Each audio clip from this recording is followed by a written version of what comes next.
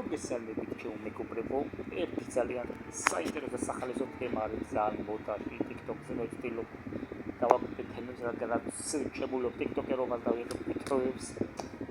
ამცხელი TikToker-ი ვარ, ასე ვთქვათ, ასე ვძახილებ თავს.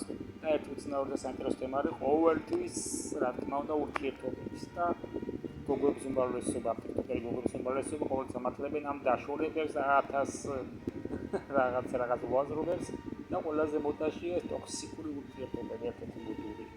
ტოქსიკური იყო ძალიან სწავლეს რაღაც ახალის, იყო ტოქსიკური და ყველა ამას გაიძახის წერება, ასეთი ურთიერთობა იყო ტოქსიკური მძიმე ურთიერთობა და მაგითო დავშორე უთმენდი ამდენ ხანს.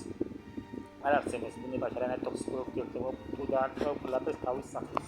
ჩვენ ადამიანებში ვარსებობთ მხოლოდ ორი ჯიშის ადამიანები, გილის ჯიშის და ძაღლის ჯიშის.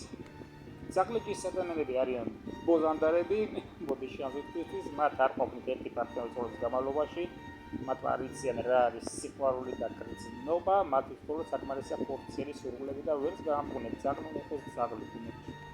ამიტომ ეს ძაღლის ჯიშის ადამიანის მოგონილი ტოქსიკურობა, ამდენის მოთმენა და ბევრი უაზრობა. რადგან როცა ბეზრდება ძაღლის ჯიშის ადამიანს მდედრს მამრი და მამარს მდედრი ის იგონებს 1000 სისულელეს და უაზრობას და სიმახინჯეს, როგორ მოიშოროს თავისი ყოფილი პარტნიორი. იზამთრებს როგორც წესი კოლექციას და პარტნიორებს. თუმცა ძაღლი ასეთია ძაღლი. ატეხვიდან ატეხვამდე ცდილობს მეორე პარტნიორი იშოვოს.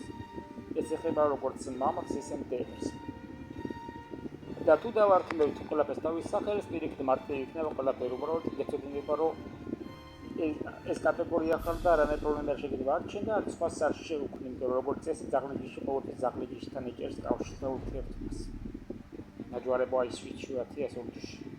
მეორე ჯიში არის მგლის კატეგორიის ადამიანები, რომლებიც არიან ერთგულების და სიყვარულის მომხრეები და მათ შეეძინებაში იდეებს, ზოგადად ქართველებში უმრავლესობაში უყავთ საკუთრის განმავლობაში ეს ჯიში, იმიტომ რომ მუსულმანები შეხედულაში ვეცხოვდნენ სხვა მუსულმანები, რომელთაგან მრავალ ცოლიანობა და მრავალ ცოლიანობა თქვათ მიღებულია დღემდე, დღემდე ბევრი.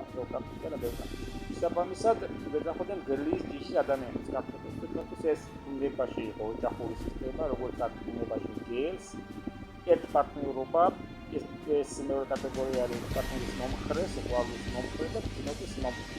მას არანაირ ტოქსიკური პრობლემა არ ექნება, იმიტომ რომ ის უყოვლობს თავის მსგავს, უაზროვან თავის მსგავს ადამიანს, რომელიც აზრებს და იდეებს იზიარებს.